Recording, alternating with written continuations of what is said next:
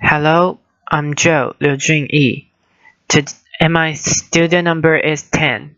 My level at NCUE is freshman. Today I'm going to read How Revenge Porn Turns Lives Upside Down by Darieth Chisolm. Let's begin. I had about 5 minutes before I was set to deliver a talk to a bunch of business owners about visibility and being on camera. After all, I was the so-called expert there, the former 20-year television news anchor and life and business coach. I happened to take a look down at my cell phone just to catch the time, and I noticed that I had a missed call from my ex-husband. I can still hear his voice. Darieth, what is going on? I just got a call from some strange man who told me to go to this website. And now I'm looking at all of these photos of you naked. Your private parts are all over this website. Who's saying this? I couldn't think. I couldn't breathe. I was so humiliated and so embarrassed and so ashamed. I feel like my world was coming to an end. And yet, this began for me months of pains and depression and anger and confusion and silence. My manipulative, jealous daycare ex-boyfriend did exactly what he said he would do. He put out the website with my name on it, and he posted this, and this, and several explicit photos that he had taken of me while I was asleep, living with him in Jamaica. For months prior to that, he had been sending me threatening text messages like this. He was trying to make me out to be some lazy, low-life slut. He had even threatened to kill me. He told me that he would shoot me in my head and stab me in my heart, simply because I wanted to end the controlling relationship. I couldn't believe this was happening to me. I didn't even know what to call it. You might know it as cyber harassment or cyberbullying. The media calls this revenge porn. I now call it digital domestic violence. It typically stems from a relationship gone bad, where controlling, jilted ex-lover can handle rejection. So when they can't physically put their hands on you, they use different weapons. Cell phones and laptops, the ammunitions, photos, videos, explicit information, content, all posted online without your consent. I mean, let's face it, we all live our lives online, and the internet is a really small world. We shot off our baby photos, we start and grow our business, we make new relationship, we let the world end, one Facebook like at a time, and you know what I found. An even smaller world. 1 in 25 women say that they have been impacted by the revenge porn. For women under the age of 30, the number looks like 1 in 10. And that leaves a few of you in this audience as potential victims. You want to know what's even more alarming? Legal legislation and laws to adequately protect victims and punish perpetrators. There's only one federal bill pending. It's called the Enough Act by Senator Kamala Harris. It will criminalize revenge porn, but that could take years to pass. So what are we left with in the meantime? Flimsy civil misdemeanors. Currently, only 40 states and DC has some laws in place for revenge porn, and those penalties varied. We are taking $500 fines, $500? Are you kidding me? Women are losing their jobs. They're suffering from damaged relationships and damaged reputations. They're falling into illness and depression, and the suicide rates are climbing.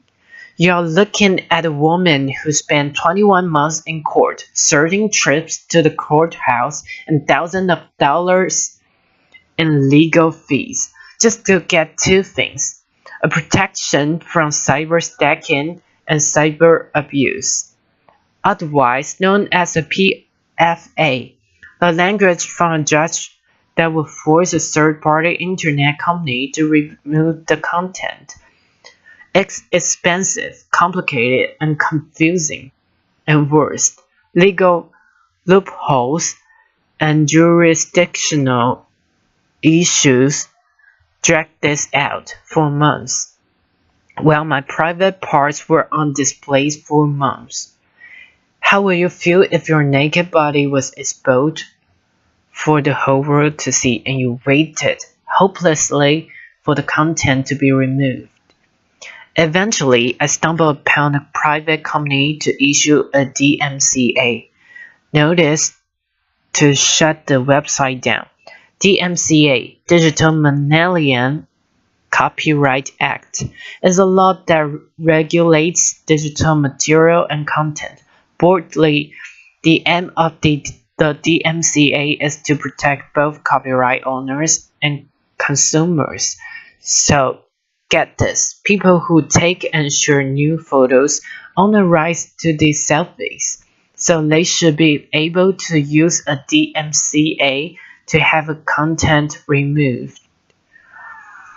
But not so far, because the other fight we're dealing with is non-compliant and non-responsive third-party internet companies. And oh, by the way, even in consenting relationships, just because you get a new photo or naked pic does not give you the right to share it, even without the intent to do harm. Back to my case, which happens to be further complicated because he was stalking and harassing me from another country, making it nearly impossible to get help there. But wait a minute, isn't the internet international? Shouldn't we have some sort of policy in place that broadly protects us, regardless to borders and restrictions? I just couldn't give up. I had to keep fighting.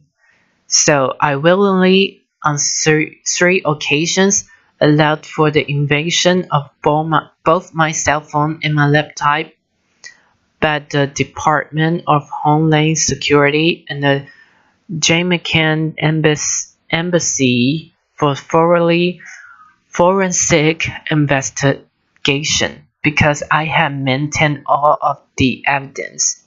I painstakingly shared my private part with the all-male investigative team, and it was an embarrassing, humiliating, additional hoop to jump through. But then something happened. Jamaican authority actually arrested him.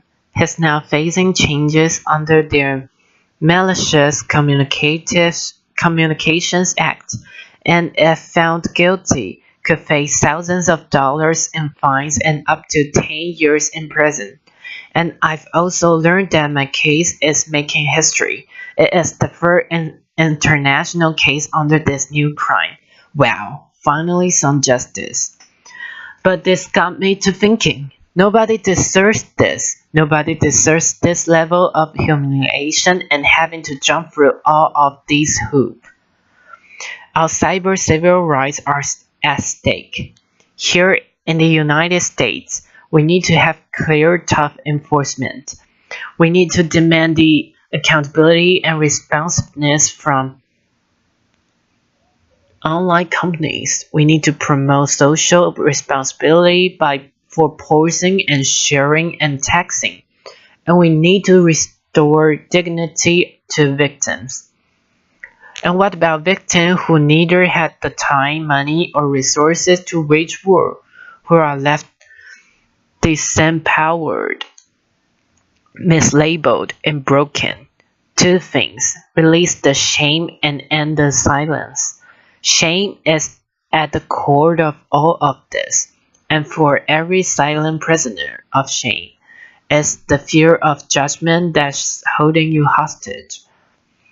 And the price to pay is the stripping away of your self-worth. The day I ended my silence, I freed myself from shame. And I freed myself from the fear of judgment from the one person who I thought would judge me the most, my son, who actually told me, "Mom, you are the strongest person that I know. You can get through this. And besides, Mom, he chose the wrong woman to mess with." Laughter. A pause. It was on that day that I decided to use my platform and my story and my voice. And to get started, I asked myself this one simple question. Who do I need to become now? That question, in the face of everything that I was challenged with, transformed my life and had me thinking about all kinds of possibility. And now I own my story. I speak my truth, and I'm narrating a new chapter in my life. It's called 50 Shades of Silence. It's a global social justice project, and we're working to film an upcoming documentary to give voice and dignity to victims. If you are a victim or you know someone who is, note this.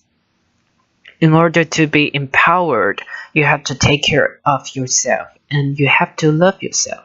You have to turn your anger into action, your pain into power, and your step back into stand up for what's next for your life. That is a process and is a journey of self-discovery that might include forgiveness. But it definitely requires bravery, confidence, and conviction. I called it finding your everyday courage. Thank you. A pause.